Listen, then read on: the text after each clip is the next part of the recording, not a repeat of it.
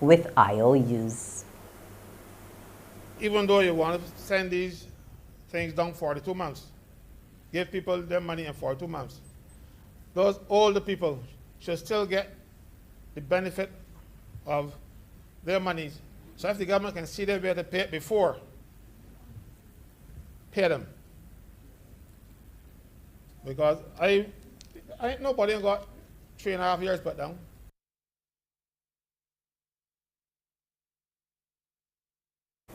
With Barbados looking to grow the local black belly sheep industry to reduce $14 million in imports annually, it also stands to gain $8.25 million from the sale of the animal hides.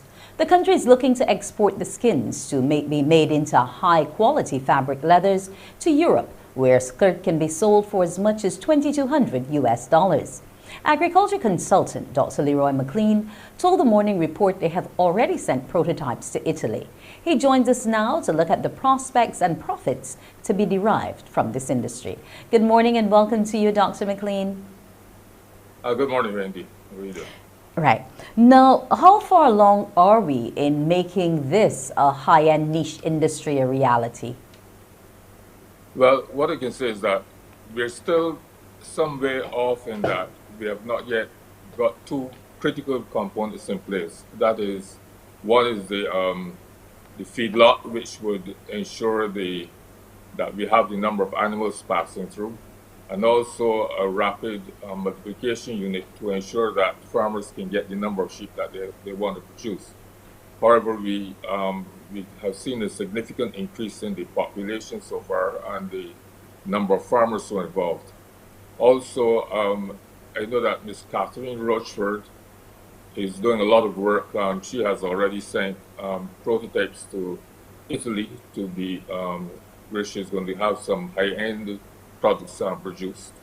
And also, some time ago, the University of the West Indies, along with Island Leather, they had sent they sent hides to Italy, and these hides were processed into leather and made into some very high-quality products. Okay, now, will we be able, once we secured that market, will we be able to sustain the supply of those hides? Yes, we will be. We have calculated that we need a throughput. You mentioned the replacing the imported meat. We would need a throughput of about 65,000 animals per year in order to satisfy the import bill. And then the hides from those 65,000 would be used for leather. And based on the model that we have come up with, we're sure that we can have the throughput. In fact, the Prime Minister has set what appeared to some persons to be a lofty goal of having 1 million sheep in Barbados. But we have calculated that, in fact, over a 9-year period or so, we can, in fact, reach that kind of population. Okay, now what kind of split are we talking about in terms of these hides? Because from how I understand it, some of the animals within the lot will belong to some local farmers. So what will be the split like in terms of sale of the hides? Would government purchase them from them, or will they be paid on sale of the hide? Well, what I envisage is that little government involvement in the whole process. In fact, government would be primarily involved in developing the sector. But once the animals are slaughtered, there should be a company which, for example, what Island Leather did is that they took hides, sent the hides to Italy and got them processed into leather. So we're saying that this is the kind of model that we will see, where this would be primarily a private sector-led industry. And we've seen the interest there already, and we believe that it could go with the private sector rather than government being involved. Okay, now in terms of the hides, is it a situation where we're only looking to provide for a foreign market, or will there be some re-importation of the leather once it's produced? Well, the leather was produced, as I said, we want to have the market available. Once we have the market, and we produce the hides.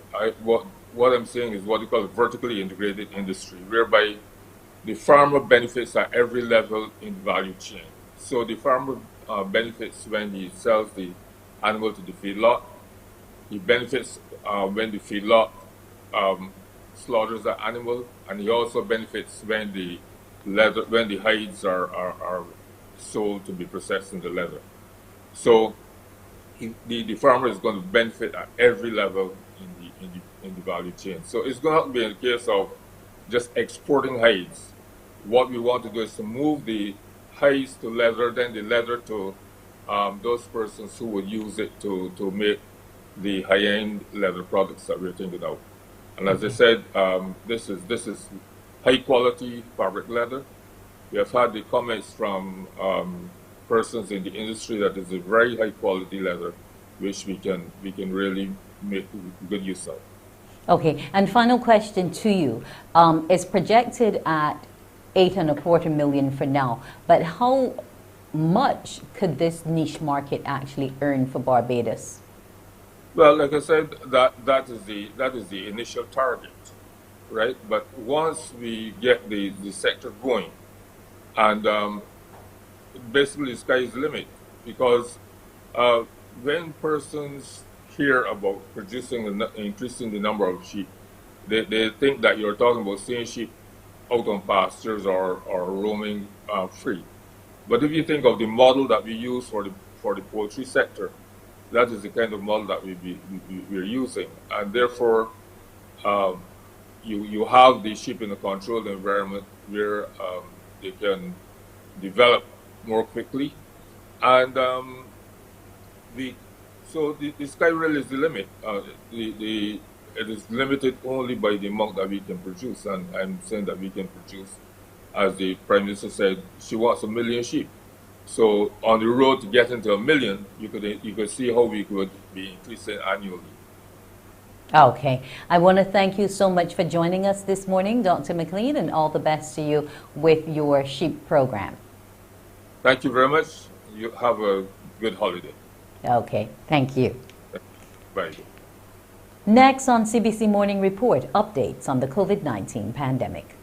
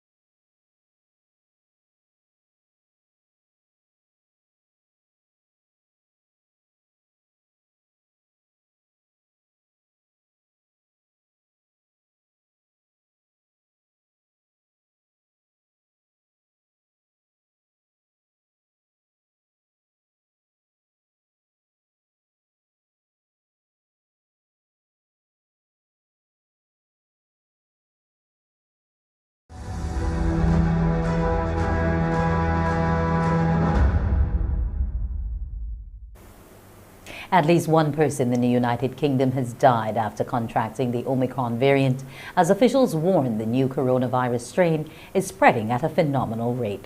This is the first reported death related to the Omicron variant. As fears of another punishing wave grip the country, Britons in their hundreds have formed queues at vaccine centers to get booster shots, heeding government's advice. The queue trailed out of the hospital gates and down the street. The stark warning of an imminent tidal wave of Omicron prompting a massive surge of vaccine uptake at hundreds of vaccination centres across the UK. The Prime Minister visited a vaccination centre to see the work firsthand and broke the news of the UK's first Omicron-related death.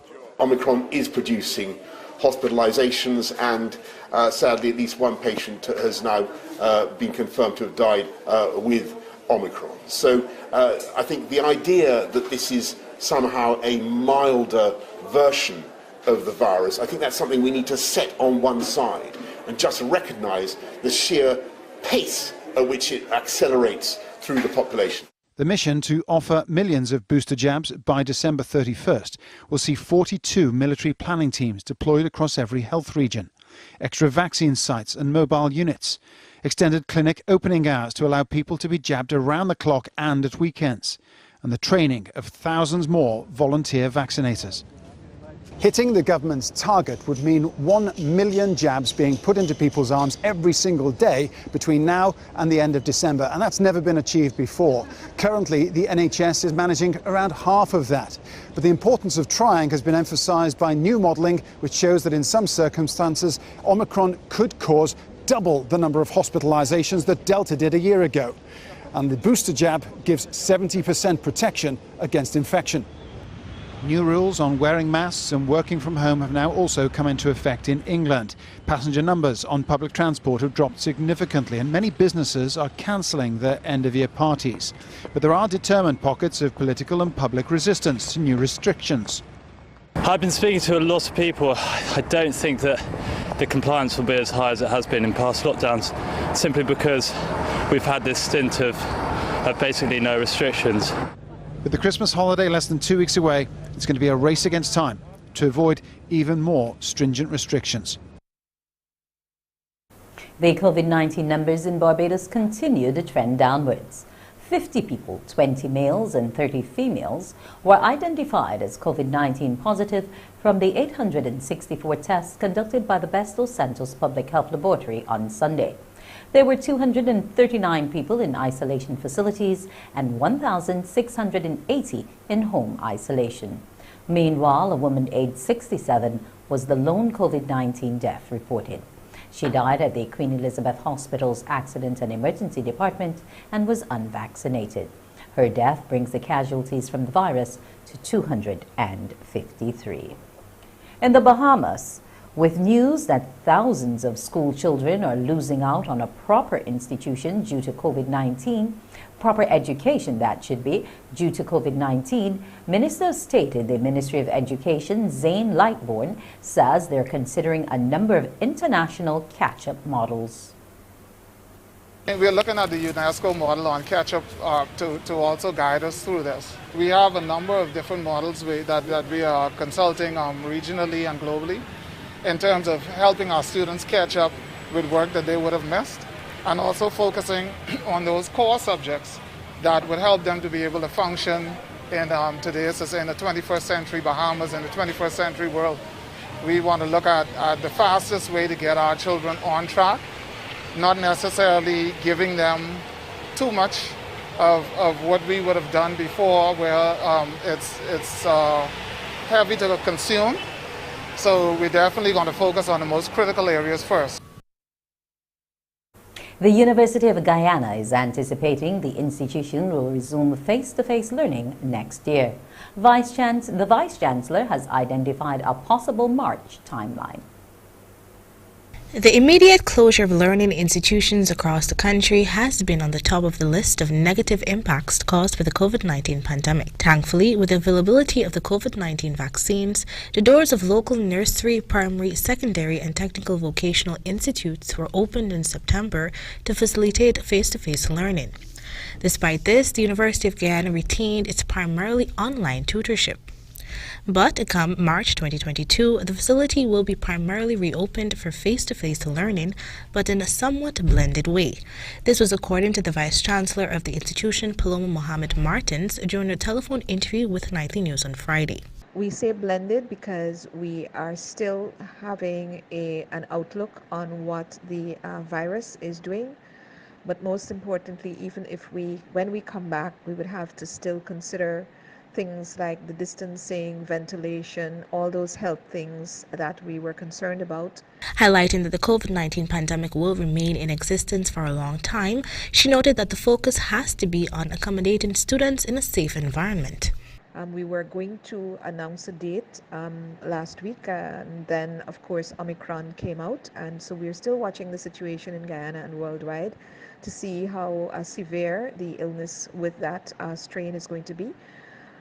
then we can give a very good date. So far, a number of discussions were held at the hierarchy of the university regarding how the institution will smoothly transition into this new phase. To this end, a number of avenues are being explored. Students who are out of town, who have problems with getting to us, some of the disciplines that can bear it will remain online or will blend, and those that require the face-to-face practicums, labs, and so on, of course, will continue to come as necessary, as we have been doing, but in a controlled way.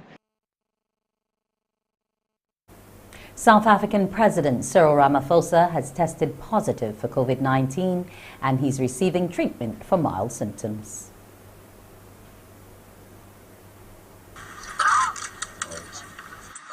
It was shortly after delivering a eulogy at the memorial service for former President F.W. de Klerk when South African President Cyril Ramaphosa fell ill. He is one of more than 18,000 people in the country who have contracted COVID-19 in the past 24 hours. The government says the president is suffering mild symptoms and is being monitored. Those who've had close contact with Ramaphosa have been told to isolate. In a tweet issued by the president, while thanking people for their support, he urged all South Africans to get vaccinated. So far, 43% of eligible South Africans have received at least one jab. While there is enough stock available, including booster shots, many people are still reluctant to get a jab. The government says it's trying to dispel misinformation and create greater awareness about the importance of being vaccinated. But many other countries in Africa have not had the same access to vaccines. Just 7% of Africa's more than 1 billion population has been inoculated against coronavirus. Now, I have personally really been disappointed in the approach that the rich countries have taken on the issue of vaccines. Firstly, they hoarded vaccines. They ordered more vaccines than their populations required. And when we wanted vaccines, they just kept, giving us the crumbs from their table. In the last week, an average of 19,000 South Africans have been infected every day. Health experts say the surge could be driven by the new Omicron variant. But although they say it's highly contagious, preliminary data indicates it may not cause severe illness. And while the government may be directed by science, a fully vaccinated but ill president may do little to reassure those already skeptical of being jabbed. It's time now to preview what's coming up on Morning Barbados. And we welcome Pearson Zanderbouen. That's all right. Good morning to Wendy Zena Burke. And a very good morning to all of you as well. When you join me at 6:30 this morning, today we'll be looking at a program launched by the Pinelands Creative Workshop. It's called Social Entrepreneurship for Caribbean Transformation. Now, what's that about? And how can it benefit so many other peoples of the islands? We'll talk to them a little bit about that. We would have shared with you over time a book called 12 Keys to a Strong Finish, which looked at Nehemiah, the biblical character. Well, another person has written a book about Nehemiah. So Pastor Aline will come to talk to us a little bit about her devotional now called Leading the Nehemiah Way. That should be rather interesting. And in our pediatric care segment, we'll be talking to Dr. Birchwood about internet use and safety for children. So a lot to talk about when you join me at 6:30 for Morning Barbados. It's back to you, Wendy. Why, thank you, Xander. We'll be seeing you within the hour. It's time now for another break, and we'll return with more news.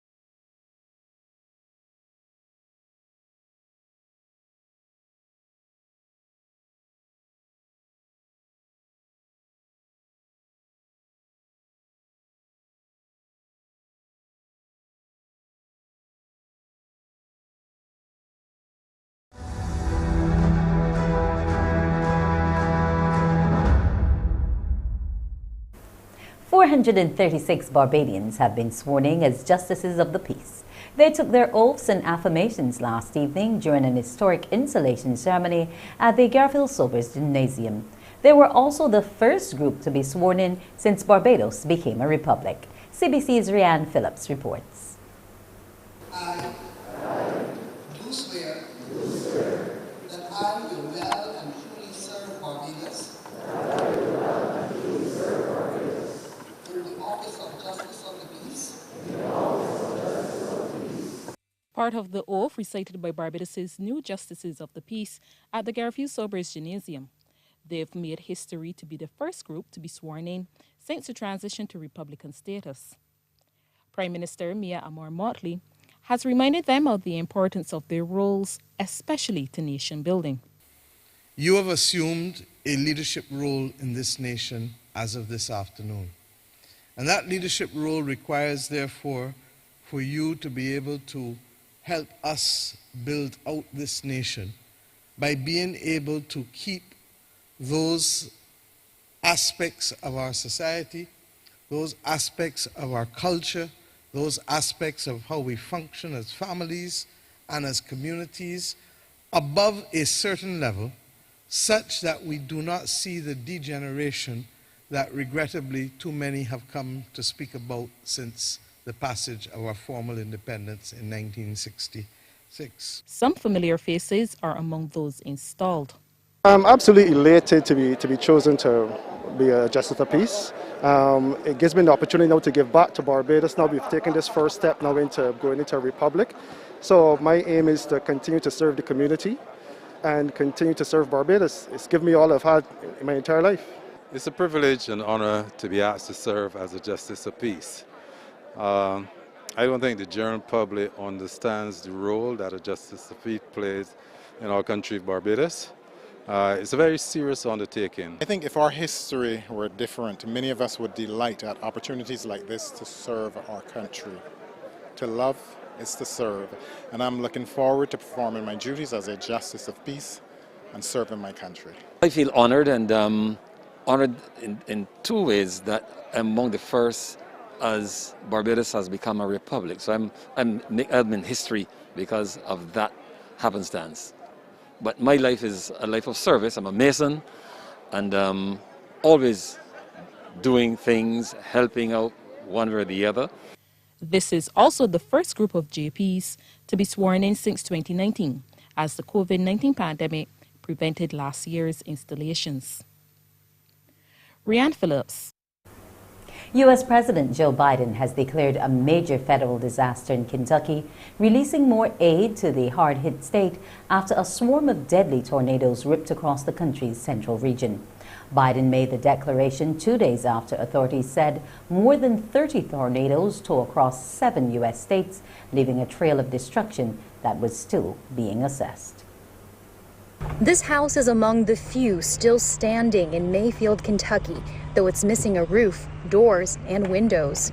The Cato family lived here for 11 years. Now they're seeing what they can save.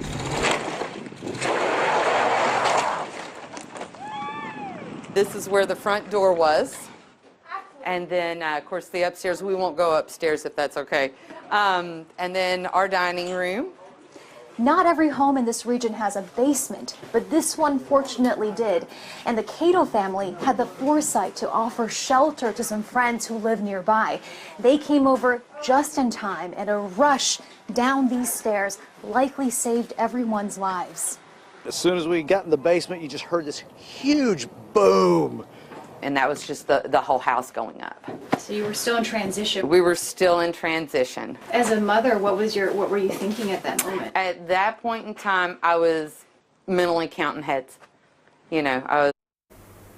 In sports, Shamar Brooks and Dominic Drakes made their T20 international debut yesterday, but it wasn't a fairy tale ending, as the Windies lost the opening match of the series to Pakistan by 63 runs. Winning the toss and opting to field first in Karachi, the Windies couldn't restrict the hosts as they posted 200 for 6 off their 20 overs. Opener Mohammad Rizwan top scored with 78. That included 10 fours, while player of the match Haider Ali made 68 with 6 fours and 4 sixes. Akil Hossain was the best West Indies bowler with an economical 1 for 19 from his 4 overs, while Romario Shepherd took 2 for 43. Drakes took 1 for 43. In reply, the Windies were bowled out for 137 in 19 overs. Shea Hope top scored with 31 that included 4 fours. Brooks and Drake scored 5 runs each. Mohamed Wasim took 4 for 40. Here are the highlights.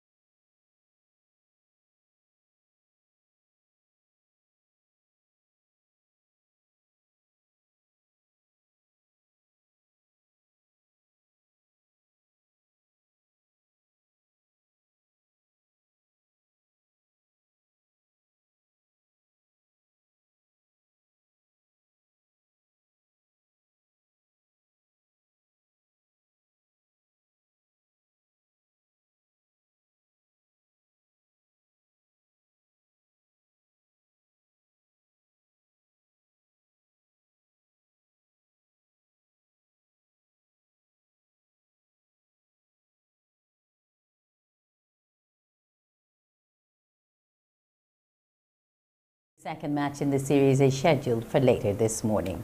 It's time now to see what our weather picture is like today.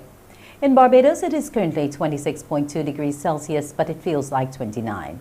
The humidity stands at 89% and the barometric pressure 1012.4 millibars. The winds are coming from the east at 26 kilometers per hour. The tide's low tide will be at 6:29 a.m. and a second low tide at 7:25 p.m. High tide will be at 12:42. The seas are moderate in open water with swells ranging from 2 to 2.5 meters and increasing. Small craft operators and sea bathers should exercise caution. Today it will be sunny with cloudy periods with the occasional brief scattered light showers. Tonight is going to be clear with cloudy periods with the occasional brief scattered light showers. Here's now a look at some international cities.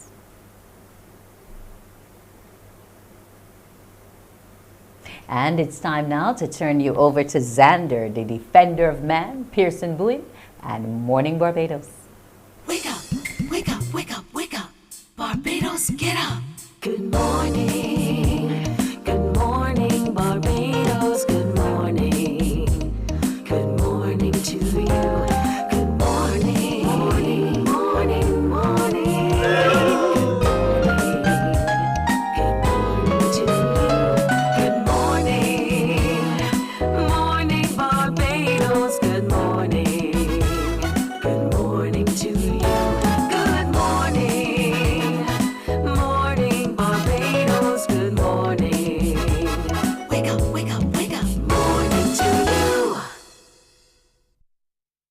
And as our singer said, good morning to you indeed. Welcome to today, Tuesday, the 14th of December 2021. I am Pearson Xander Bowen, thanking Wendy, Zena the Warrior Princess Burke for joining us right here. Thank you to as well those of you in Barbados and those of you watching across the globe on our YouTube channel and our Facebook streams.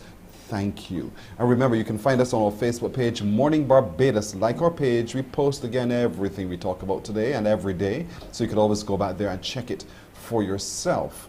Now, coming up today, Sharita Odell in our Agent Sharita segment looking at real estate will talk to us a little bit about how we can make our homes look absolutely luxurious for this holiday season. And I can't wait to hear what she's going to share about that.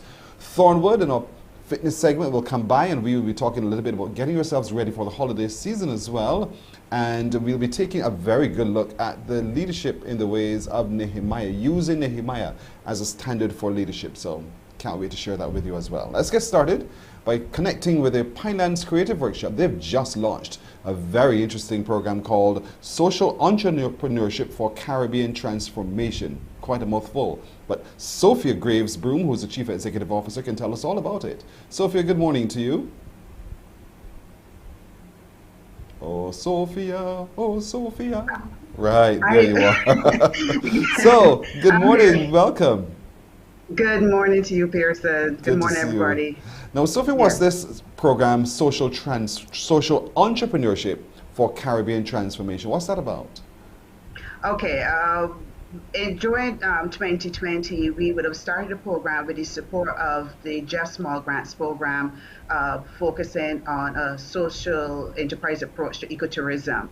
And from that particular initiative, we would have birthed the Social Entrepreneurship for Caribbean Transformation course, which was done in collaboration with the UWI Open Campus.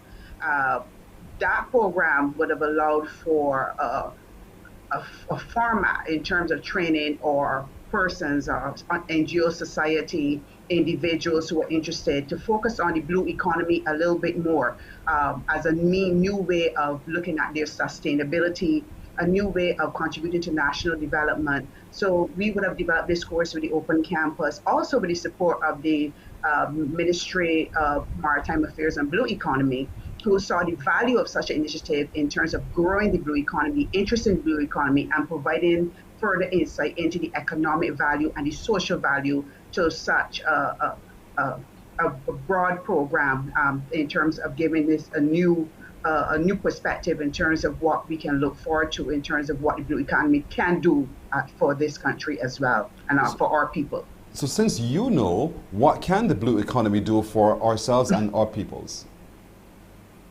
Well, I think it's understanding that we are surrounded by water and it's such an untapped and large resource. I think the next natural step in terms of using our landscape and now our seascapes allows for more economic, to start to unearth the economic value outside of just mining. I think it allows for a whole of society approach in terms of bringing people, all of society, all Barbadians involved in the supporting the blue economy and protecting the blue economy at the same time, so that at least it could now become a new economic driver similar to tourism and all the other sectors that we have working together, so that we can find that additional economic stream to at least plow back into our economy to help with the stabilization process of this country.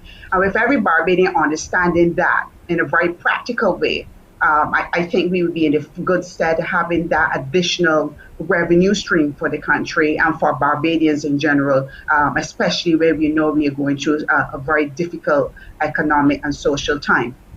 So it's just to prove that the blue economy is more than just fisher people. There are many other areas that are tackled when we talk about the blue economy. Now, this is I would want to use the word pilot guardedly, but it's a project which the University of the West Indies is hoping that out of it and the collaboratives with whom you're working, that we can replicate across the Caribbean. What do you see as its potential really to do so, to be replicated across the Caribbean?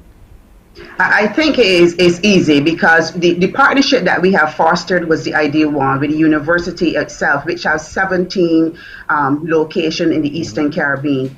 So that's an easy transfer. And the interest is already there across the campuses, because part of the process we would have had to undertake with this initiative is a validation of the process. And the rest of the territories have already shared the value and the importance of such a initiative, especially at this time, where during COVID, there's a ton of research that have been done in terms of how fragile the sector is, especially NGO sector, and the need to look at alternatives. So this particular initiative came at the ideal time. Is needed much more now so than ever, and understanding what other countries across the world has been using the approach of social enterprise to really bolster the various sectors. So we are behind.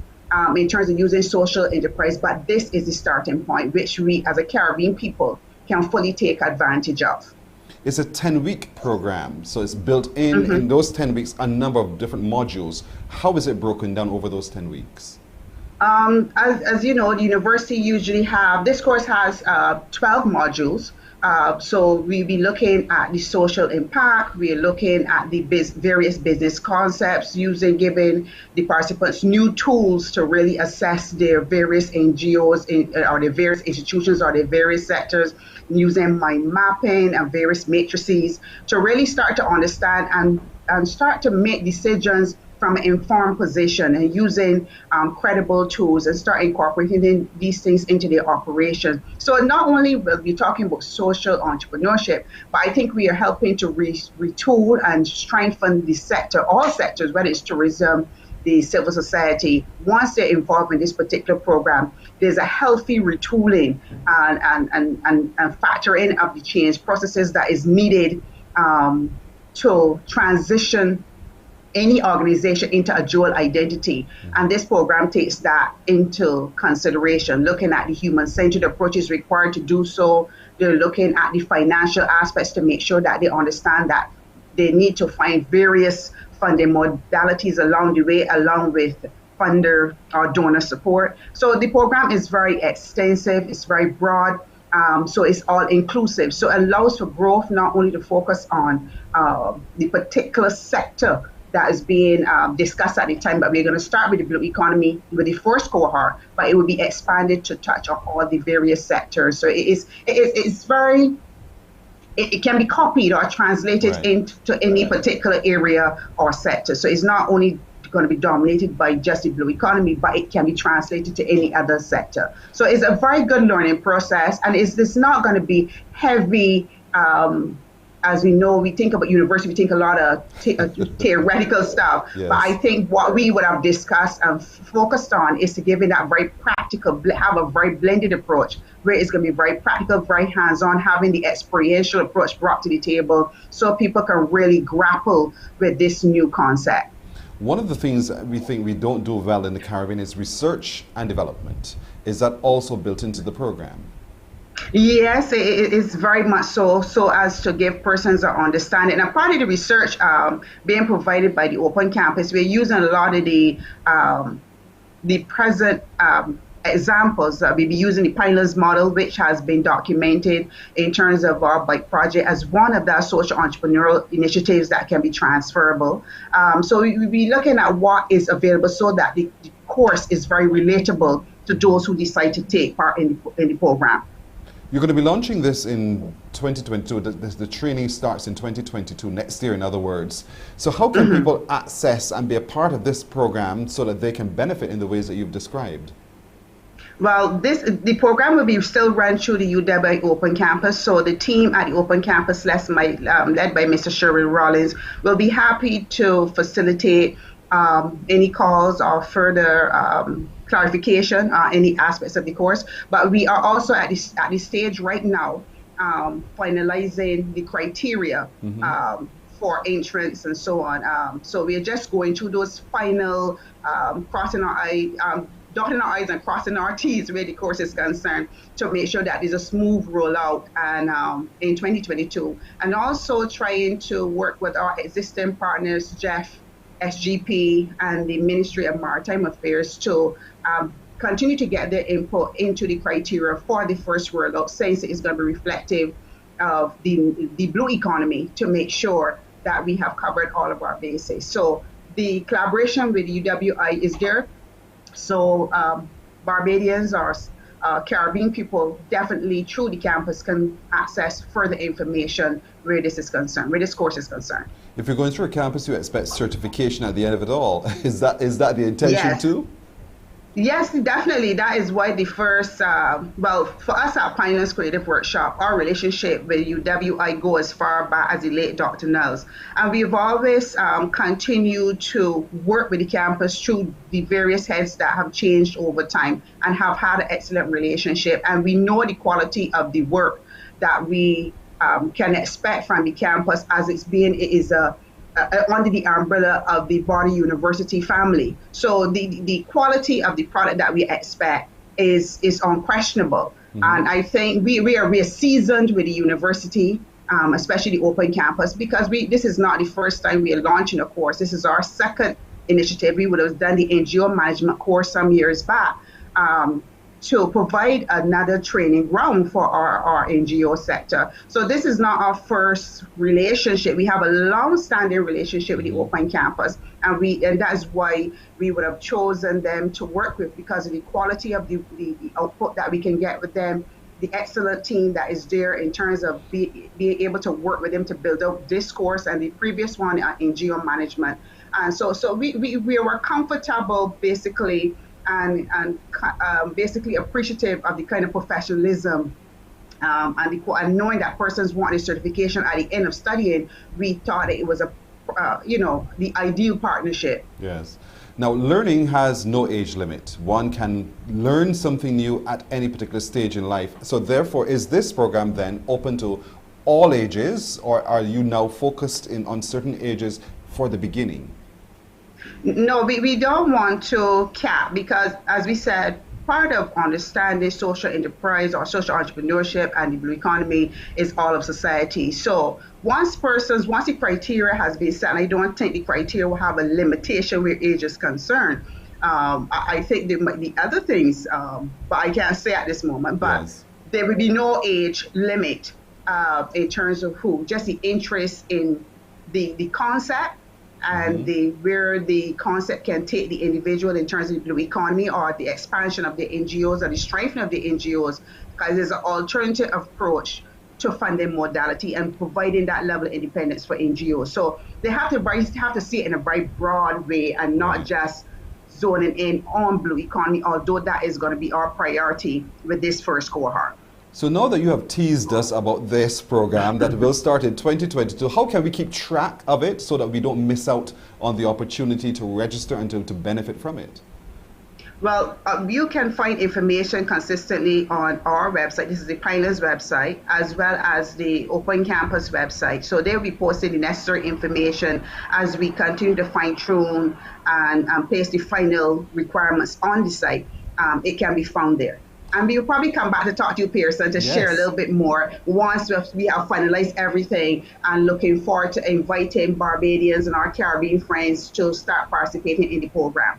Well, you took the invitation before I even offered it, because I wanted to offer it to you first, but you took it first. That's all right. Sophia, thank you. We really would welcome you back as it draws closer as well, to keep people up to date, because I think it's a very good initiative, the social entrepreneurship for Caribbean transformation, this time focusing on the blue economy, but there's so many other areas of business and endeavor in Barbados that we can benefit from. And so this is just the start, the blue economy, but next time it could be whatever.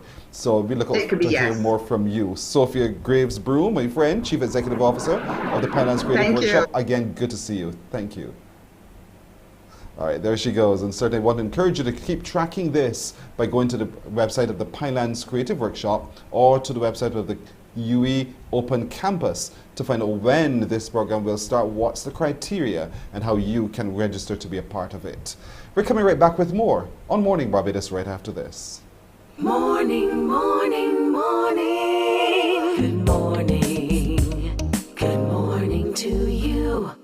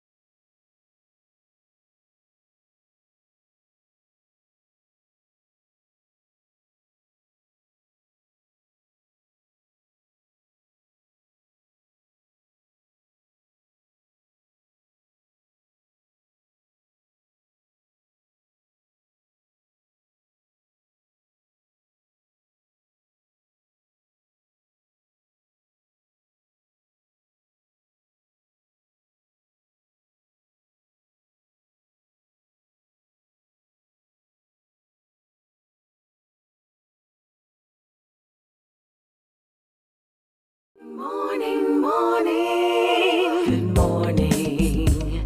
Good morning to you. We're approaching 13 minutes now to go to the hour of 7 o'clock. You know, as I was preparing for this, the one song that kept reverberating in my head was Daniel Boone Was a Man. You remember that one? If you're old enough to remember that series of Daniel Boone. But today we are looking at Nehemiah. He's the man who we focus on right now because a book continues to be written about him. And this one is written by Pastor Dr. Alicia Aline. Good morning to you, Dr. Alicia Aline. Good morning to you, Pearson. Good to see you. I'm sure all of your past schoolmates at the Ellerslie School are baby brothers. Look at Alicia, look. She still looks the same. That's fantastic. Now, you've written a book about Nehemiah. Now, Nehemiah is a very powerful biblical character. And so for a lot of people who watch Mornin Barbados, they've spent some time learning a little bit more about Nehemiah. But you found some other interesting nuggets that you want to share in your devotional. Tell me why you took the time to write the devotional in the first place. Well, during our lockdown last year, I would have been studying the book of Nehemiah. And in studying him, I recognized that there were various leadership qualities that he possessed that could be shared with a wide spectrum of persons. And as I started to jot down stuff, the information became a lot. And one of my friends said to me, why don't you write it into a book? And initially was hesitant, but as you said, I went to Ellerslie, and Ellerslie says make wise use of your time. And so I did that, and I put together the thoughts, put together the information, and today you see the book that you have here. So in lockdown, you made wise use of your time in the Bible. Yes. And so you could have chosen any book of the Bible to make wise use of your time. But Nehemiah somehow intrigued you enough. So what did you learn about the character of Nehemiah? Well, I've recognized with Nehemiah that Nehemiah had a care and a concern for his people. And as a leader, that is important even in this day where we have so many people who are dealing with the challenges of COVID and unemployment and the various situations that are happening in our country presently. And he showed us that it's important to know our people, know what's happening in their lives. It's also very important to seek God when we are going through various situations in our lives that we may not be able to deal with. No matter what situation you're going through, you should always seek God for answers. You should always seek God for divine wisdom, and he did that. And Nehemiah also shows us as a leader, it's important to empower your people, to give them the tools and to allow them to be who they're supposed to be, using their gifts and their talents to the betterment of the kingdom of God. And he sought God first. Now, the book is called Leading the Nehemiah Way. So to whom are you writing this book? Is it to those in leadership positions, or is it anybody? Well, the book is written for anyone, but it has in the nuggets can be used significantly by leaders, because it's important for them to know. I'll give you a few of the nuggets. Sure. The importance of care and concern for their persons in the team, the importance of asking God to help them, being a visionary. Leaders face adversity and opposition, how to overcome that. So even it's for everyone, but as leaders, there are certain things we go through, and it's important that we're able to hone in on the skills and hone in on what God wants to share with us, so that when we are empowering those people under our care and our charge. And you know, while we think of the word leading as a person in authority, it's each of us. We're all required to lead a certain life of service and, of course, of deference to God. And so this book breaks it down, you think, your devotional, looking at Nehemiah's character, that makes it very practical for every single human breathing person to see how it can be translated into their daily walk. So it's available, is it written in such a style that a teenager would understand and appreciate? It is written in such a style. It's laid out in small chunks, so the nuggets given per chapter can be digested and implemented in your life. There are 18 nuggets, so it's an 18-day devotional. And then at the end, I would have given some extra nuggets for persons who are interested in doing maybe as a discussion, if you're interested in doing it as a Bible study, or even if they're interested in sharing sermons on the particular nuggets within. So it can be from teenager all the way up to the pastor or someone senior. And I asked specifically about teenagers because they're challenged in so many ways today. The world is not the way you and I grew up in it. And so they have to find their footing and they have to find stability and direction. So I think it is so important that this book becomes one of those things that we encourage our teenagers to take time to read. Not get caught up in the whirlwind of life, but to just take time to pace yourself and see how Nehemiah faced his challenges, because we all face daily challenges. And Nehemiah took an approach that saw success. And if we all want to reach success, follow the example of Nehemiah. And this is the cover of the book, Leading the Nehemiah Way devotional, celebration, completed, vision, leadership, leader, teamwork, all of these things by you, Dr. Alicia Aline. Before we continue, for anyone watching right now, how can they get a copy of it? Well, the book is on sale at Things Gospel in Barbados. It's also on Amazon, or you can always call me or get in contact with me, and you can also get a copy from me as well. All right.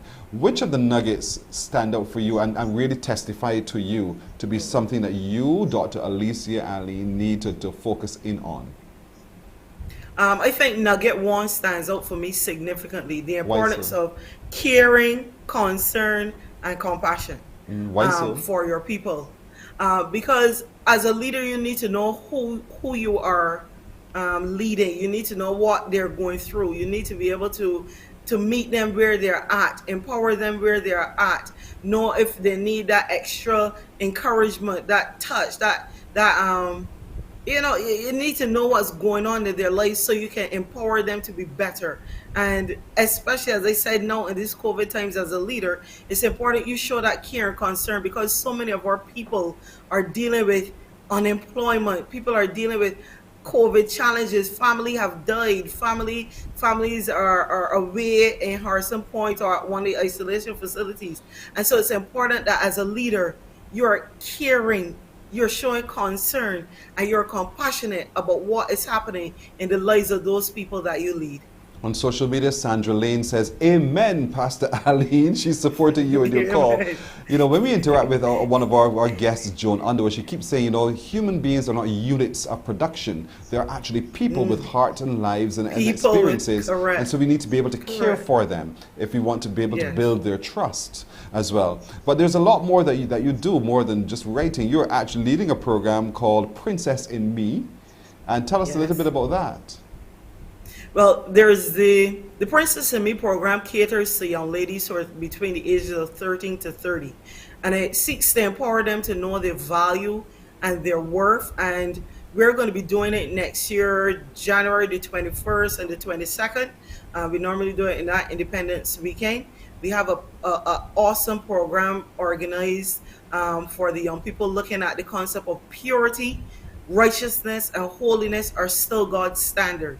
And so I'm looking forward to seeing many of the young people across the island participating in that activity. We would have just finished our Priest Within, which catered to the young men.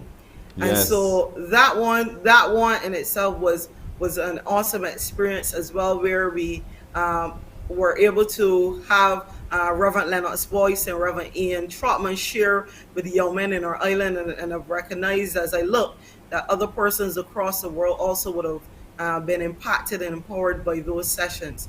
So it's important for us to empower our young people and help our young people to be who God has called them to be. In the midst of all that is going on in our world, they need to stand for righteousness. Can you see your screen? Can you see that at the bottom of your screen right now, those words? Praise the Lord.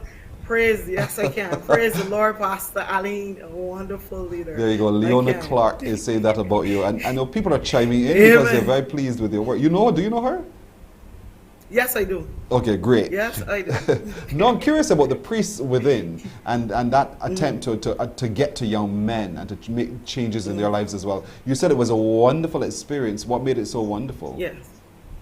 Well, this is a program that has been going on for the last 4 years, and we would have done it face to face, where we would have catered to the most, I think, would have been 21 young persons, young men.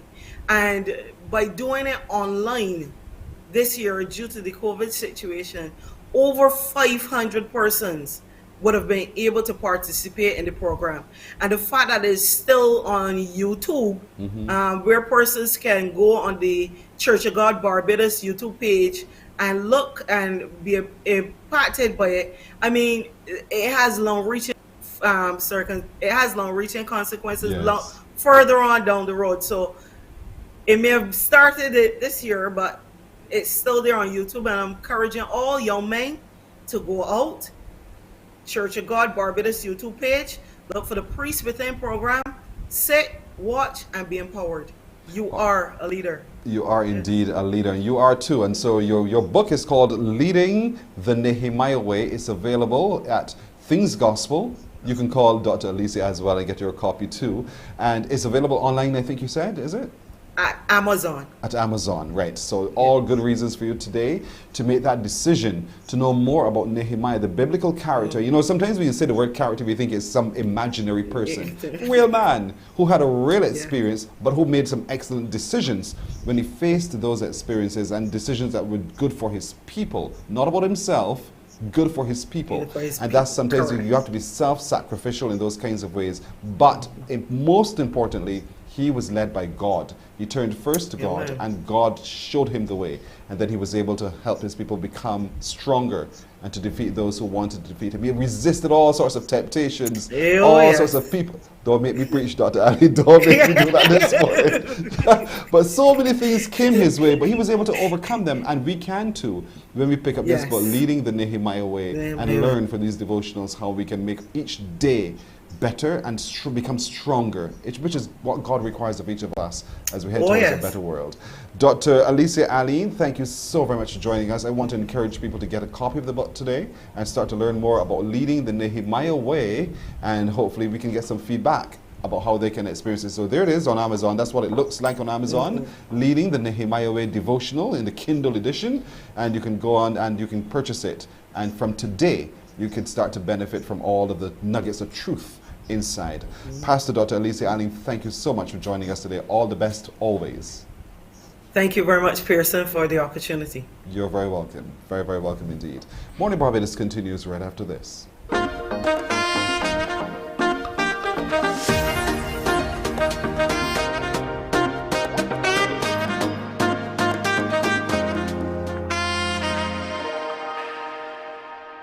Books open your heart, your mind, and your soul. They are educational, entertaining, inspiring, and motivating. Are you an author of a recent book you want to share? Then Mornin Barbados would love to feature your book in our The Next Chapter segment. Send us an email to morninbarbados@cbc.bb. That's morning without the G. Come and let us turn those pages together.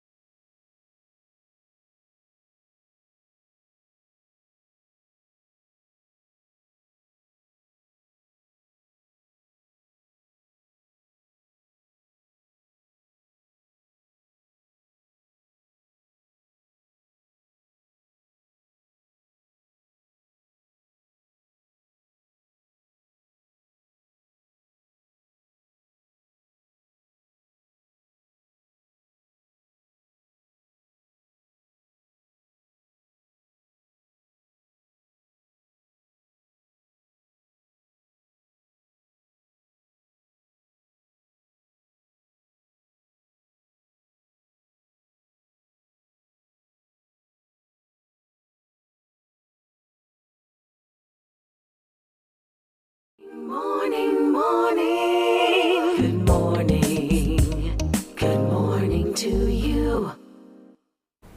It's a minute and a half after 7. Let's take in the news now. Once again, here's Wendy Burke. An assurance from government that it doesn't intend to make payments for salaries, pensions and gratuities in bonds under the debt settlement legislation currently being debated. It has come from leader of government business, Senator the Most Honorable Dr. Jerome Walcott. He made the disclosure while stoutly defending government's debt settlement and noting the Mia Mottley administration has had to deal with $1.9 billion in arrears, including the NIS. We've been paying these arrears while meeting our current liabilities. And to be told that we are doing this as a way of somehow sheltering away from our responsibilities, and we're going to create a system where all of your gratuities and everything are going to be paid by bonds. Absolute rubbish. And the persons who are saying so know so too. They cannot bring a thread of evidence to show that this government has done such. Meanwhile, opposition Senator Caswell Franklin says he's pleased with the clarification that people's gratuities will not be affected. However, he's still opposed to the bill. According to him, government should not be paying people with IOUs. Even though you want to send these things down 42 months, give people their money in 42 months, those older people should still get the benefit of their monies. So if the government can see their way to pay it before, pay them. Because I ain't nobody got 3.5 years put down.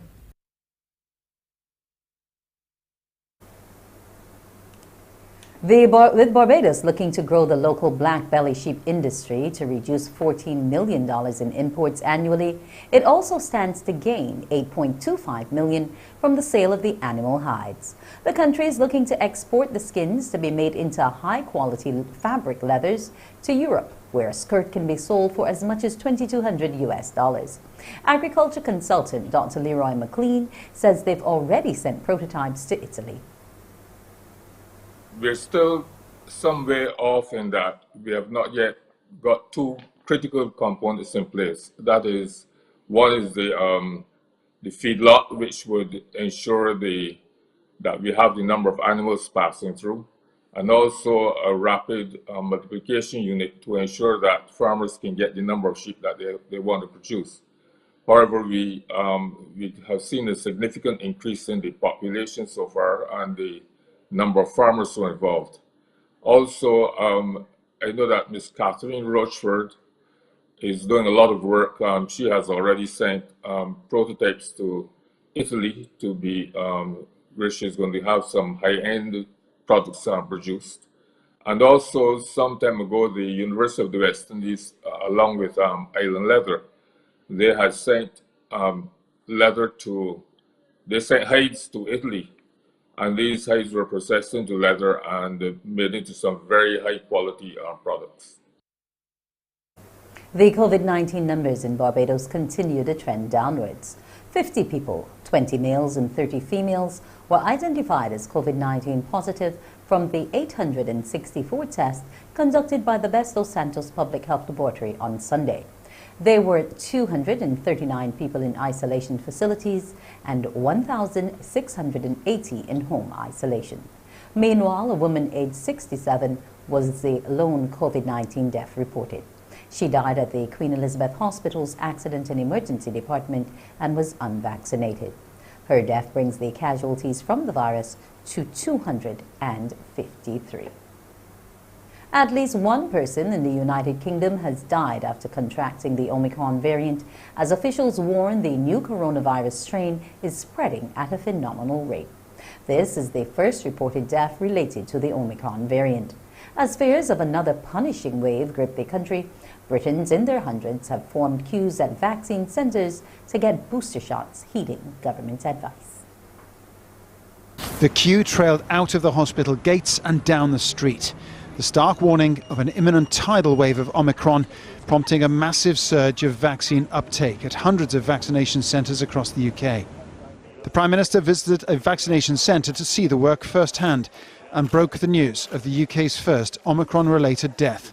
Omicron is producing hospitalisations and sadly, at least one patient has now been confirmed to have died with Omicron. So I think the idea that this is somehow a milder version of the virus, I think that's something we need to set on one side and just recognise the sheer pace at which it accelerates through the population. The mission to offer millions of booster jabs by December 31st will see 42 military planning teams deployed across every health region, extra vaccine sites and mobile units, extended clinic opening hours to allow people to be jabbed around the clock and at weekends.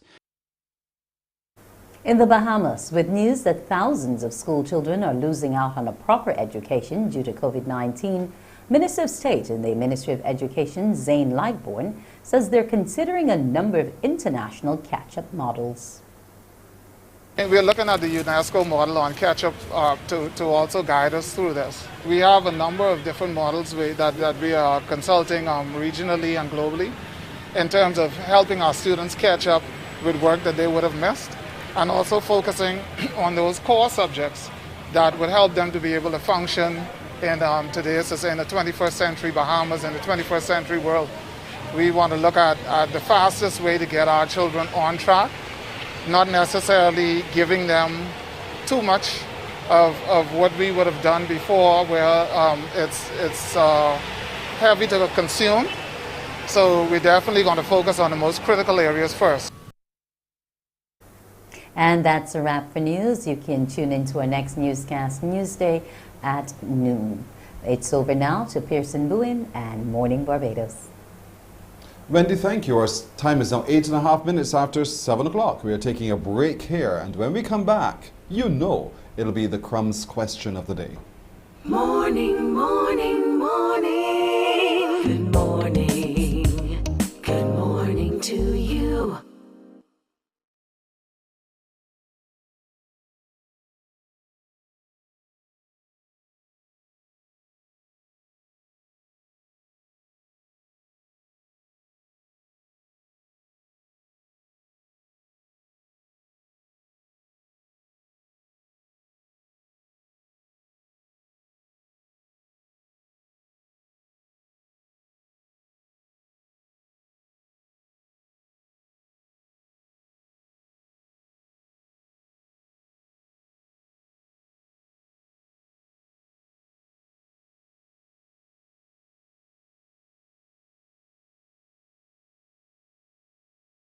Morning, morning. Good morning.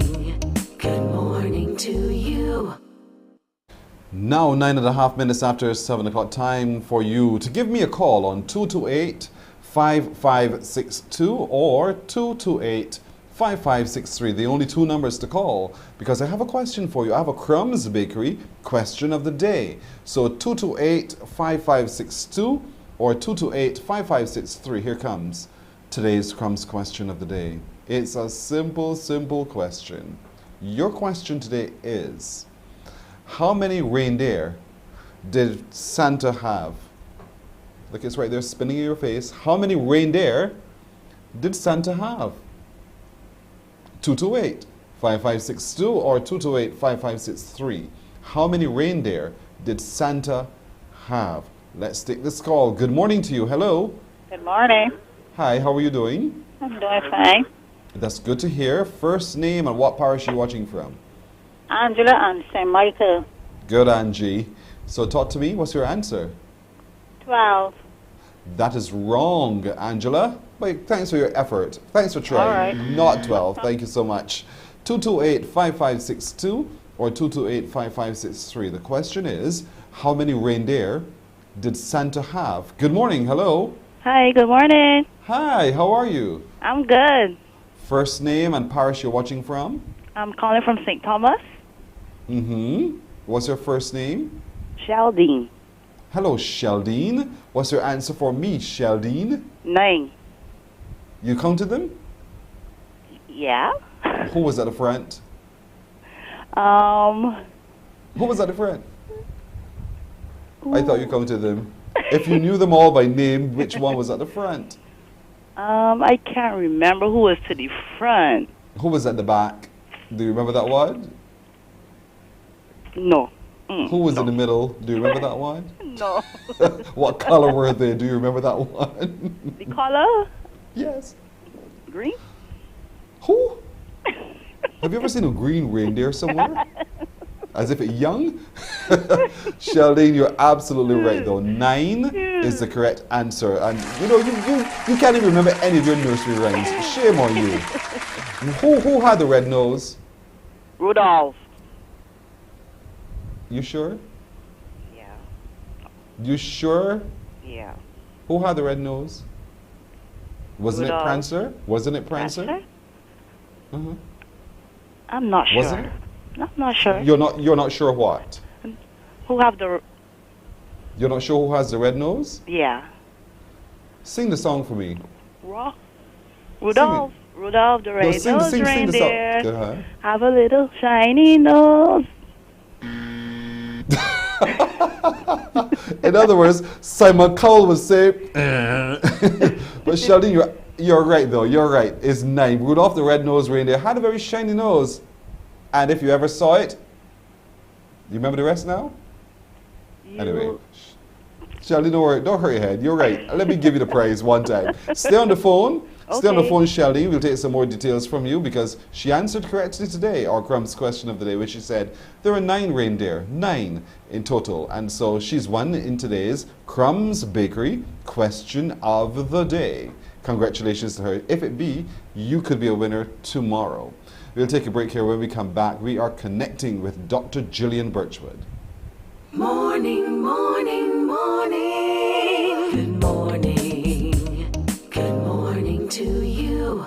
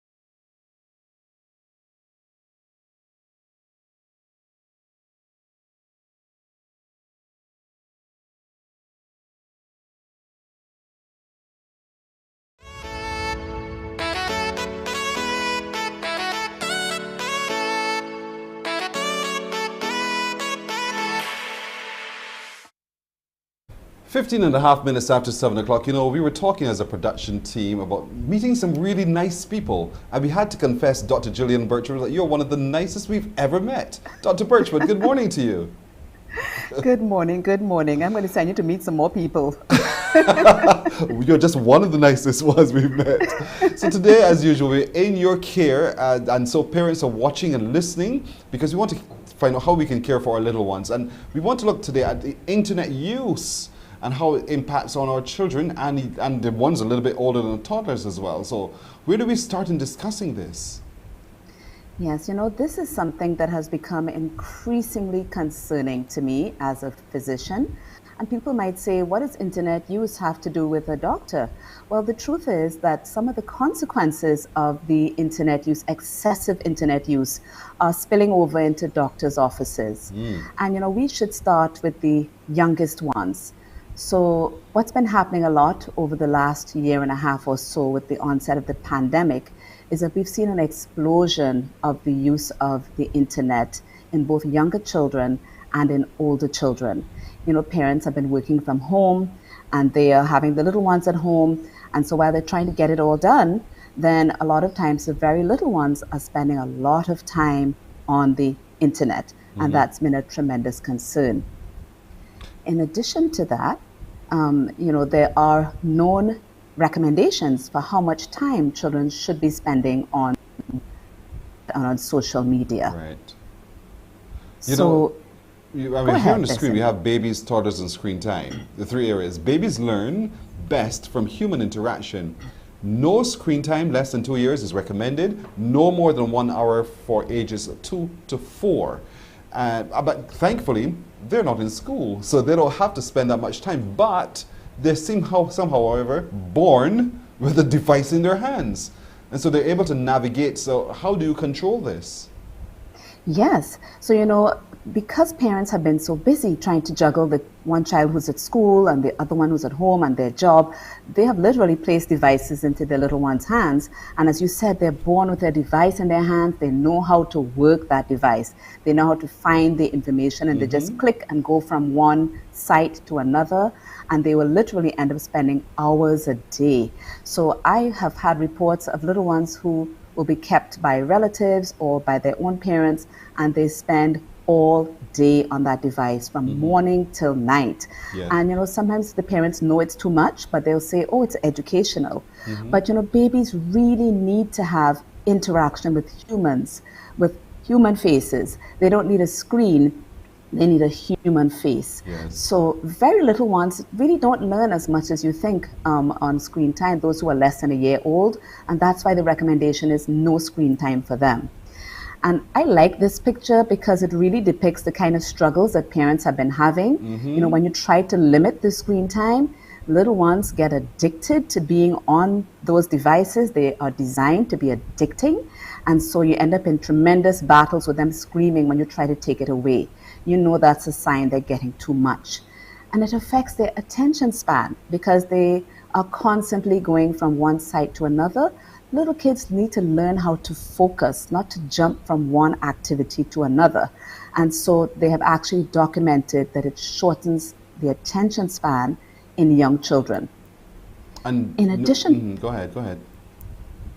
In addition to that, it teaches them to be dependent on others to be entertained all the time. They don't have a device, they don't know what to do with themselves.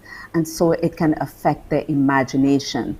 So it's really important not to allow them to have excessive screen time. And then finally, they miss out on the social cues that come along with human interaction if they're staring at a screen all day. I have seen toddlers who really don't know how to interact socially with their family. It sounds strange, but it's really true. But they can tell you everything about what they've seen on the internet. So it's really a little scary for me nowadays with what I'm seeing with the toddlers and the screen time. I've grown up in a generation that says with all that screen time, you're gonna hurt your eyes, you're gonna damage your eyes. You know, and while you're not an optometrist, at the same time, my concern is that glare into the eyes and what it can do to the ocular nerves. Yes, because you have a developing eye. So a lot of ophthalmologists around the world, I've seen reports of an explosion to what you might think when you think of children watching the screen a lot. So when we see our children sleeping fitfully, it could well be related to the time spent on screen, watching those devices. You know, and oftentimes they sleep with them in the bed. And that's, you know, there's radiation, there are a whole host of things still going on that you're not even aware is impacting your child's health. Yes, correct. So, you know, the worst thing in the world is to have them watching stimulating television, or they're watching their iPad, it's stimulating, there's that glare just before they go to sleep. You know, children can't always process things in the way that they should. And you have them watching something that's exciting, it might be very scary for them, and they will have nightmares, and they will, as you said, sleep fitfully, they won't sleep through the night. So that screen time should not be close to bedtime. We need to limit it to no more than an hour a day, and definitely not just before bedtime or nap time. So 1 hour a day. After that, let's shut it down because I want you to go outside and play. I want you to find something else to be as creative. Build something. You know, make a paper plane. And those kinds of things are still very important to a child's development because they're teaching their dexterity and a whole host of things and stimulating their brains as they go. Now that's very young Correct. child. But then the older one now, how do you get them off the device? Well, I wonder if parents even know what their children are doing on the devices. True. And it's amazing. Parents will worry about where their children go and who they go with and what they're doing. But we will all hand our children a phone and say, okay, go right off. And many parents never check back in. A phone can be a really dangerous place, and parents don't know what their children are doing. I want parents to look at the screen and see all of the icons, and I wonder how many of them they recognize. Yes. And I can guarantee you probably not that many. But ask your teen or tween to look at it and they can name every single one, because these are the popular social media sites that the children are visiting, and this is where their world is. We used to go across to friends and spend time with friends. This is where they spend most of their social time, on things like Instagram, House Party, Discord, TikTok, Pinterest, Snapchat, and not even so much Facebook. That's for old fogies like us. But sometimes they do spend time on Facebook. But parents need to familiarize themselves with these different social media sites and what your children are getting up to, which can sometimes be a lot. Yeah, that's right, because oftentimes they're interacting with behaviors that are not necessarily wholesome or that you don't want in your household for your child, because they connected with somebody in some far-flung place who sees life a little differently. And so we need to be careful of the values that those children take in when they watch those particular social media platforms. And then the way they end up viewing themselves as a consequence, because we've heard so many harrowing stories of people who think either they're too fat, they're too thin, they're too whatever. Yes. They just don't look right, Yes. and they want to do more damaging, more harm to themselves. So what do you say to that parent in terms, how do you stop that? Because it's the child's device. Well, as much as there are many harmful side effects of social media, before we talk about those, I want to point out that it can be beneficial. So I don't want parents to snatch away all their children's phone and say you're never going to be allowed on this device, because there are benefits of being on social media. They have been able to communicate with one another, and that's been great during this time when we've had a pandemic and they've all been physically separated and isolated. They've been able to build networks where sometimes they can get a lot of support, like how we would have talked to our peers at that age. They can express themselves in unique ways on the internet, which I think is great because they can be very imaginative and it's amazing. Sometimes they learn things about the world around them.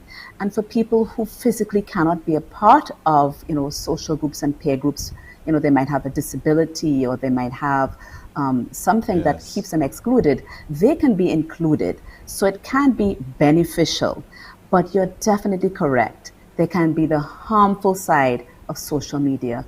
And I think it's really important to look at that, as you said.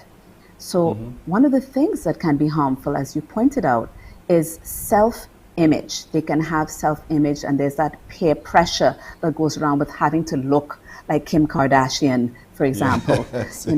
Yes. Most of us don't look like Kim Kardashian. And so, it's an unrealistic view of other people's lives. You see all these people on social media who, drive around 10 cars and seem to have lots of money, and, and our children are aspiring to have these sorts of lives, and it's not realistic.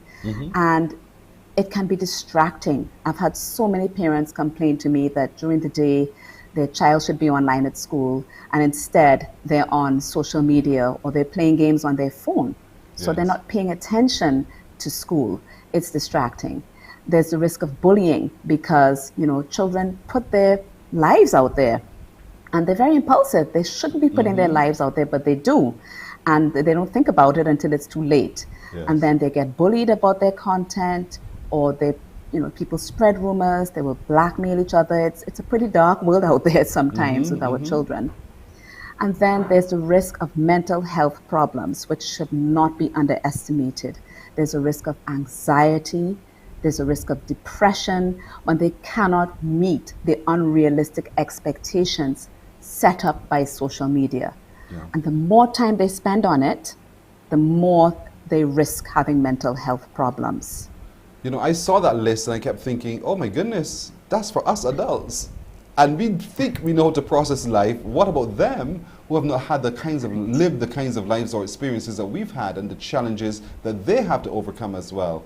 It's just uncanny how we unwittingly at times put our children in danger, in the path of danger, when we allow them access to these devices. So we have to limit the device time, the amount of time spent, limit the places where they go to find their social interaction as well, and just limits. It's just limits. There's a time and a place for everything under the sun, and as there's a time and place for everything on that social media platform as well, and on those devices. That's the central point as I see it. Yes, that's absolutely essential. We hand our children the phones, we don't give them limits, we don't teach them about what is responsible use. And then when they run into trouble, we're bewildered. The truth is the children are way ahead of us as adults, in using the social media devices. And I think it's really, really important to, to protect our children when they're online and to be aware of what they're doing. So there are ways that we can protect our children. And the first thing, as you said, Pearson, is set limits. They're not going to be allowed to just spend hours and hours.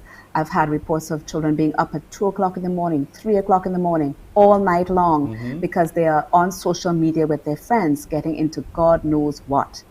And you need to monitor and see what they're doing. You need to check their phones. You need to check and see what they've been looking at on YouTube, what kind of conversations they're having with their friends. And it's really important that they know the values that you have as a family, the things that you stand for. And if they get inappropriate content shared with them, what should they do? And it's really important that we just don't leave them out there doing whatever they feel is right. They're still learning. They're not just short adults. They really don't know. And they need our guidance. I can't tell you how many tearful teenagers I've had in my office because they've gotten into trouble on the internet. They've shared things, or pictures of themselves have been shared and gone viral, and it has taken quite an emotional toll on them. They still need social interactions. So we need to get them out of the house. Just like we need to get the younger children out of the house, you need to get your teens out of the house in a way that's safe, given that we're in a pandemic environment. Get them out there, send them to the beach, send them in the open air, let them go and interact in a face-to-face way. It's very important that we get them outside and not just on a screen. Well, on the screen, Patricia Ben says, Dr. Birchwood, thank you so much for all the great advice and information you give out each Tuesday morning. Bless you. And so we bless you too. I've been fortunate to have been born into a large family. I'm number 6 of 10 children. So I had lots of social people around me, even as children. And so it made it a whole lot more convenient for me to be able to grow up in that kind of way. But I keep thinking, oftentimes when we think of children, we think of them having siblings. But they're children who are in a one-child environment. And so they do not have the benefit of what I would have experienced. And so for them, the social media is a place where they can have that kind of interaction because they're told you can't go outside now unless you're wearing the mask and don't go out anymore. So it has to be very difficult for that child who lives in the house with 2 adults and they don't know how to play, especially when the parents don't know how to play. Because children love that kind of interaction. You've got to humble yourselves, parents, to be like them from time to time, to play in the way they play. Sometimes let them set the rules and you'll see how you can guide them from there. That's what I do with the boys. You set the rules, but then when you want to change the rules, it doesn't work. So we have to consult. We have those kinds of conversations. So it's fun. And it's just to find ways to keep our children healthy emotionally, healthy mentally, and most of all, healthy physically as well. Dr. Birch, we're going to leave it there. But as always, great advice. And I want to thank you again. I look forward to having that chance with you again next Tuesday, if it be God's will. Thank you. Thank you so much. Have a great day, Pearson and Barbados. You do too. Thank you so much. Whew, that's great, wasn't it? We're coming right back after this with more on Morning Barbados.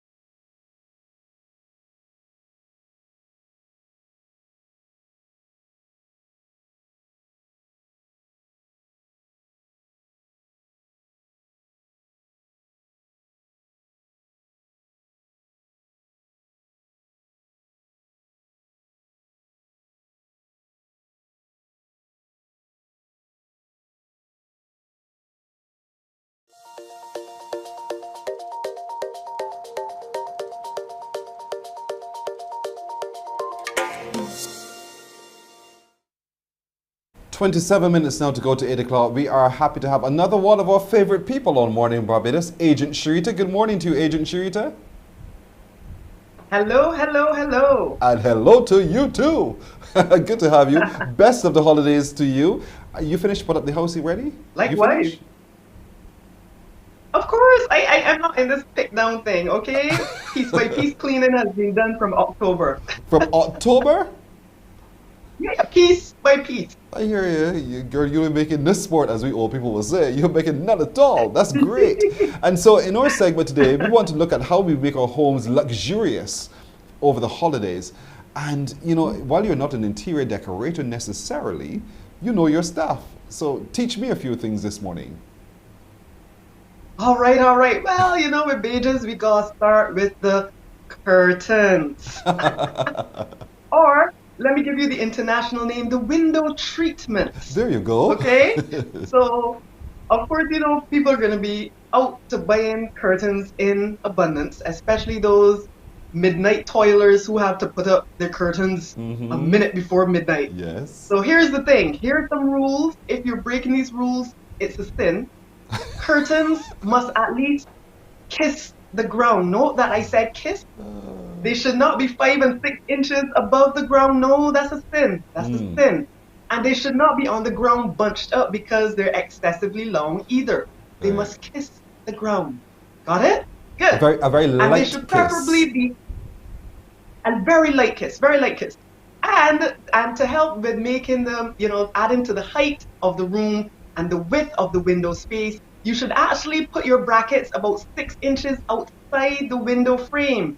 It makes the windows look bigger. It makes the walls look, you know, more expansive. Right. So that adds to the look feel. So get your curtains right. And of course, styling with different layers. If you can get a double bracket where you put softer curtains behind and, you know, another texture or solid color in front, or vice versa, that's a plus too. That way, when you open the front panels, you have the softer ones, so you're not totally exposed. Is that what you're saying? Yeah. Interesting. Yeah. I'm picking up a thing or two, and that's great. So one of the ways to really make it look lavish is to have that done very nicely. So let the curtains kiss the floor, a light kiss. Don't drag it on the floor. You know, if it's too long, then use your skills, cut them and sew the hem, right? Please. Please. Correct. But a lot of people also with their curtains, Mm-hmm. they're going whether they want the rings or the gathers. You know what I'm talking about, right? The rings add a more luxe feel. So keep that in mind. Rings, please. I love it. Keep that in mind. Rings, please. Then the tie backs are also going to be. You were talking about making your house look really luxurious. So rather than take an old piece of cloth and you just wrap it tight as if you have a little waist when you're done, you use some nice tie backs and you're good to go. Yes, and to really up it a notch, get those ones that are fixed to the wall, that are of a, like a curved plastic. Yes. That also enhances the luxurious feel. Very nice, very nice. So that's the curtain. Okay. But that's in my front house, isn't it? And what we call our front house. You know what I mean, man? Oh, yeah. So what do we do with the other? Yeah. Is that would that rule apply to all of the rooms in the house? Pretty much. I mean, you could get away with murder in the other rooms because we can't see you, but in the living room, you know, come correct. This is the holiday season. Step it up a notch. Yes, indeed. I love it. Get away with murder in the other room. All right, fair enough. So we got our curtains all sorted out. Yes. Yes. Next tip. To enhance the walls, especially of that living room space, we're going with big artwork. Remember, we're going for a luxurious feel, big artwork. Now, automatically, you might think that big means expensive, but you could have a little DIY project, you know, where you create a frame, use some textures or whatever, and call it some abstract piece of art. And you put the big artwork particularly over your sofa area and at the end of long hallways and even in entranceways as well. So that enhances your space quite a bit. How so? That's number two. How so? I'm trying to. I can see that over the sofa, if the sofa is against a big plain back wall, down the hallway. Help me understand that one. Yes.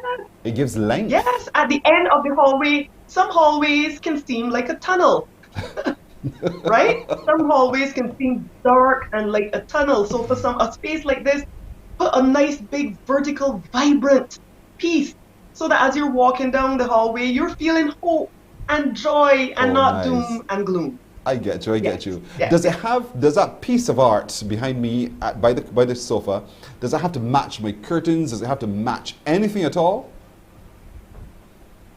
Now, they just take matching. Don't flog me. We take matching a little bit too far. A little bit too far. A lot of these things are supposed to be just anchors, anchoring your space. It doesn't have to be matchy. Yes. But you know, some color of it might then go back with the overall theme of the space. But please do not. That is the way to make it look cheap. If you overmatch your fabrics and your furniture and your carpet. Remember, art, carpeting, they're just anchors. They pull the space together. I got you. Makes sense. Fair enough. Yeah. So Pearson, don't cheapen it by matching everything. Don't do that. Keep it luxurious. Got that. Now, this is going to challenge people a bit. Right about now, everybody has their little 3-piece sofa sets lined up. Please, pause. I will allow you to buy 2 pieces that are the same, and then you might buy an accent chair to go back with those 2 pieces. Okay? Yes. There's no rule that you have to get a 3-piece set matching. Yes. No rule. It's okay. Let it go. I'm with you. I am with you on that. My production crew is asking me why you know about an accent chair. It's different, and the point is, it's different. It stands out. It's going to be my space, quite frankly. The accent chair. And that's the whole point. And allow your personality to shine. Yeah. Let your personality come out. You're so right. You're so right. There are people who are into caned chairs. They still want to go back to those old designs, those very classic features, and that's no harm. No. Right. Just make sure it doesn't look. The key is if you're going back with nice mahogany furniture. I've seen some nice mahogany pieces. Then what you do, you make your cushions look nice and plush. You don't make them look over busy. A nice design that pops. Yes. But does not look dated. So you harmoniously blend the old with the new. And I think the acknowledgement of your floor space, the space you're working with, also is critical. Don't go for the overly huge pieces, and then when you get into your house, everybody's just, excuse me, I'm just easing through here. And you're shaking your head. See that so often. Here's the thing, Pearson. Yes. Big furniture does not mean your space will look big. Quite the opposite. It then makes if you do not have a big space, it will make it look cramped. So here's the rule of thumb. Big space, big furniture. Small space, skinny furniture. Easy. Simple so. So we've got our furnishings, we've got our accent pieces, we've got our curtains together. What else can we do to make our homes look really nice and luxurious? Lighting is essential. Now here's the thing, you can layer your lighting. So you can have different light sources. You can have your table lamps, your floor lamps, your wall sconces, your recessed lights for your mood, chandelier for a nice power pieces like jewelry, pendant lights. And the key is you don't turn on all at the same time, please. But you might have, an overarching light for the living space, but then, your table lamp might be for reading, or if you're close by having some supper or something like that. And here's the key. Use the same temperature bulbs, for the love of God. Don't mix. Do not, please hear me out. Don't mix a daylight bulb and a warm white bulb. Just don't do it. Look at your screen. Bulbs must be the same temperature. Right. Look at your screen if you can see that comment right there on the bottom of your screen. Can you see it? What does it say? Beiges are too matchy. Yes! I love it. Now listen, a question also came in about the tree. the Christmas tree and the decorations that one adorns that Christmas tree with, should those also blend with your overall decor? Look at my face, person. I can see it. A tree is a tree. Let it be a tree for the holidays all by itself. It does not have to match back with anything. Let us stop this right now. It does not have to match. Give the tree its personality. If you want to put your silver, purple, and pink, that is okay. It doesn't have to match anything, people. We too matchy. Now, you know, there's some cultures where you'd see the lights, the bright lights. Sharita, you tell them, girl. Tell them I love it. That's Patricia Ben. Now, there's some people who want to see their trees glow through the window so that anyone who drives by or passes can see into the home and see this big tree. Placement. Now, what do you say? Is that a good idea? Listen, the amount of stress that Bajans have right now, we are seeing anybody's trees through anybody's window. We are whizzing by. We don't have time for that. So you take your tree and put it perhaps in a space that accents the living area. Yes. You know, put it in a space that you can, when you're sitting down, you can look over and see the lights twinkling and say, praise be. You know, put it in a corner that it doesn't take away from you walking through the space. Yes. It should be a nice focal point. So it could be in a corner at the top of the room, but someplace visible that adds value to the room, not impedes you from getting around. Can we ever overdo with all of these other little pieces? And if so, how do we now minimize it so that we don't overdo? Well, what I will say is this, and this is one thing you need to hear, and this is an overarching thing for the house in general. Mm-hmm. Declutter. The rich know every item in a rich man's place has a home. Okay? Mm-hmm. So we are living like that this season. Every item has its own home. So your laundry basket will not reside in your living area next to the couch for the rest of the season. Here's another tip, yes. Pearson. Part of the luxurious living is that we don't do packaging in the home. What does that mean? Well, your liquid detergent by the kitchen sink will no longer be in a package with the brand name at the front. You are going to buy a nice glass canister or plastic canister that's clear or solid or whatever, and you're going to put it in there. Okay. Likewise, in the bathroom, we are done with packaging.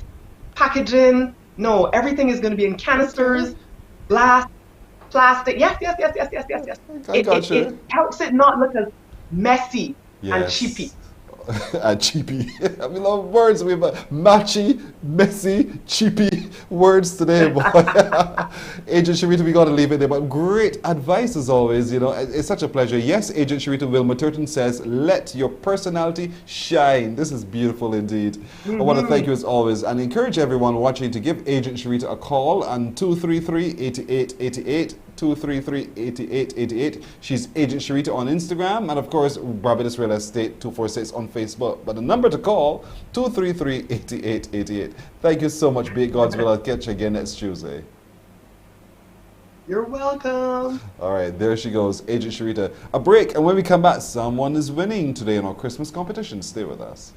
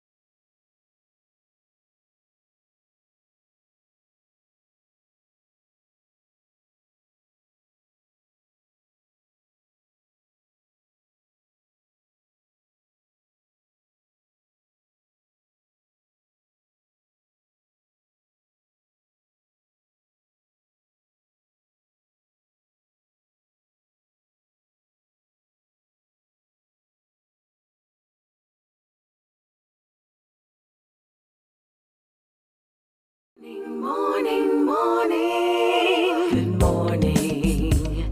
Good morning to you. We are about to call someone. It could be you. I'd like you to answer your phone when we call you. If you hear your phone ringing while we're calling, answer your phone correctly, and you today could win something really fantastic in our Christmas giveaway. So listen for the phone to ring. I'm listening for it too. And when we call you, answer the way we expect We're you sorry, to your call answer. did not go through. And let's have some fun, because you're going to have some fun too. So stand by for the call. It's coming up shortly. And if you call and answer correctly, I can tell you already, I have a gift that's really valuable. You're going to love it. You're going to love it. So stand by for that call. Remember, when it rings, answer. Let's see if we get somebody on the phone. We're sorry, your call did. It's now 11 and a half minutes to go to 8 o'clock. So we're going to try one more time and see whether we can get a winner this morning. Now remember, when it rings, you answer. When you answer, you don't simply say good morning. You just answer the way we want you to answer. Your call did not. And you're good to go. So let's see how we go now as we make an attempt to call someone.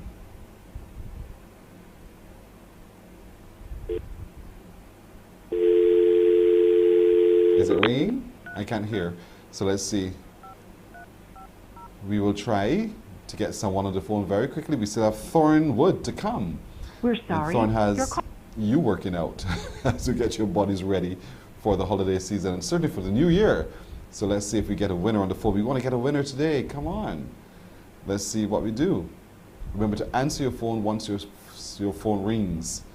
And there are opportunities here on TV. There are opportunities on each of our radio stations today as well. 98.1 The One, 94.7 The Best, 24/7 the only 100% local station. No, and it's the only 100% local station. And Good we have morning. What are you going to give me for Q100.7 FM. Christmas? Beg your pardon? What are you going to get? What are you going to give me for Christmas? Who this? What part you call? The same person you call. Yeah, but what's your name? Beg pardon? What is your name?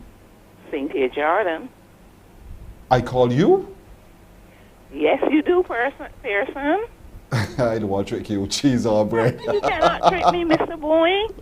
Cynthia Jordan, Yes, man, you don't give me a chance to trick you at all. So why can't I trick you? Call. I always intend You sharp. that. Beg pardon? You sharp. Yes. Do you answer your phone every phone call like that? What are you gonna give me for Christmas?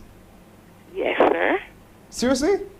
Of course I do. And So you don't that if it's not CBC, you will hear the other party on the line laughing. That's what they do to you. They laugh. Yes. And they think you're a little crazy, right? A little cray-cray, as the old people say. That's all right. Cynthia Jordan, congratulations to you for answering your phone correctly today. We are going to give to you from CBC a $100 voucher, compliments Zapatos by Alexander. That's a shoe store. Zapatos. The word Zapato means shoe. So, Cynthia? Yes, please. You need some new shoes? Of course. Of course. You wear high heels, flats, pumps? Whatever. What do you wear? Whatever. Really? You wear stilettos too? Well, the heels don't have to be so high. Just mid-high? Yes, sir.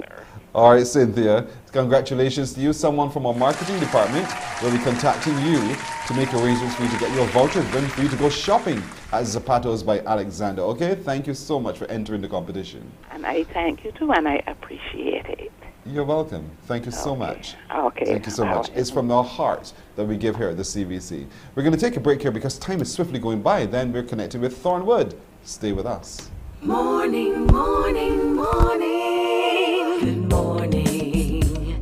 Good morning to you.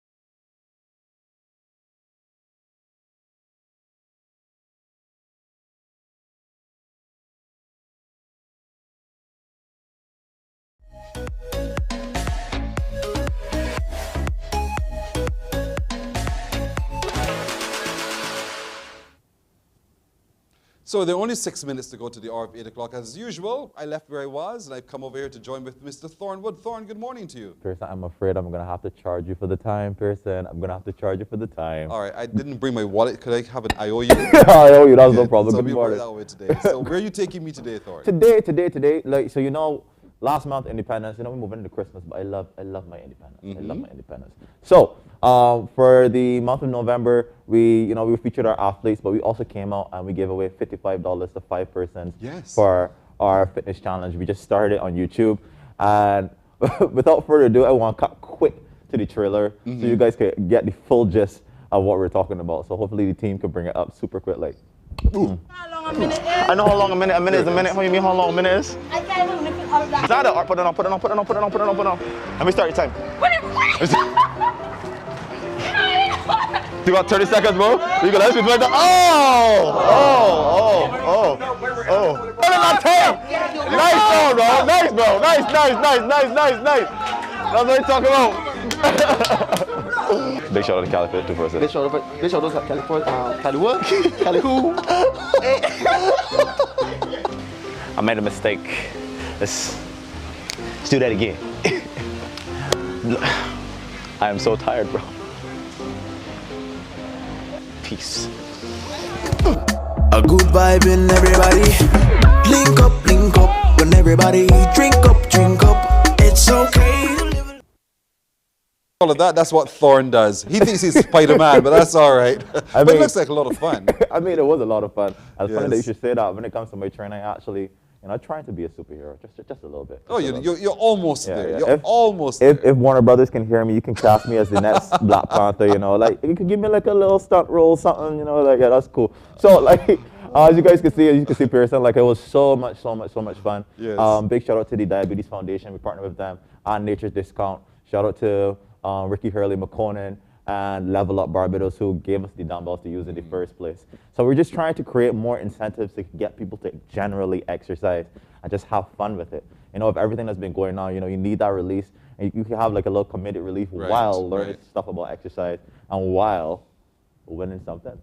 You see, and he didn't bring that in here. We didn't have fun. I go through pain on the Tuesday mornings, and he took all the fun outside. So what we can do real quick for you, Pearson, right? We can give you something this morning.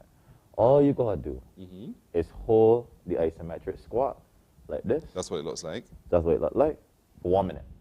For 1 minute. 1 All minute. right, I'll give the fellas a chance to run in here while they adjust my camera for me. I just have to hold that position. Show me again. Just for 1 minute. So you just squat it down. You hold in the squat position, staying low, right here, holding that position. Hands can be clasped here. Don't brace on your knees or anything like that. Just hold it right here in this position for 1 minute. Yeah. Anybody thinks I can do this? Oh, no. Challenge me right now. Rolly, ready? Let's go. Wait. Am I right? You got. Am I right? You got. Let me start the clock. So was I right? Let me see it one more time. Yeah. Was this right? That is good. Yes. Sit back a little bit more. Sit back a little bit more. Yeah, made it worse now. Right there. Not good. Yeah, right. The clock running, right? No, it's not. Start that clock. Ready? No, we're starting the clock now. My minute only just started? Only just started. I already feel quite exhausted. This is not as easy as it might appear. 10 seconds in, Pearson. 10 seconds. Don't do that to me. Because that's going to play on my mind. That's going to really mess with my mind. That I have 50 seconds still to go. Are we at 30 yet? Do you guys think Pearson's going to make it? Pardon me? Do they think that Pearson's going to make it? I'm going to make this. I have to win this. I cannot now lose this while I'm on TV. How many seconds we got to go? He has 30 seconds to go. What? You're low hyper. You got to sit down. No, I get. You're killing me this morning, my brother. 30 seconds, go hold it in your body. I get. No, how many more seconds? 15 seconds. 15, good. Keep it running. Good. 10. 10. 10. Listen. 10. 10. Get up here. 5, 4, 3, 2, and 1. No! Okay, all right. So, Pearson, you win compliments. Nature's Discount. After you put me through all that? Cali Fit 246. The Diabetes Foundation. We would like to give you this shaker cup. A dumbbell. I got a dumbbell. Thank you. I'm protein powder. So guys, that's what it's all about. You can, if you tune into my Instagram at clay.woods, I will be giving hints to where I am doing the challenges, guys. So if you want to win, if you want to get these prizes, if you want to get some cash, tune into my Instagram. It'll be on my story. Look up for all the challenges on YouTube. The link is also in my bio. So you go straight to Clearwoods, click the link in my bio. It'll take you straight to the full video, and we just got so many more challenges coming out. I am hyped. I am hyped. I want to sit down. Just want to sit down for real. This has been fun. I'm going to stumble my way out of the studio. But as usual, Thorn, and don't forget to connect with Thorn always. Yeah, at Caliphate 246, and that's at Clearwoods. That's CLEWOODS. Yes, sir. And with that, we say good morning to all of you. Thank you so much for joining us. Our little production crew says good morning. We'll see you tomorrow if it be God's will. Take care. Bye-bye.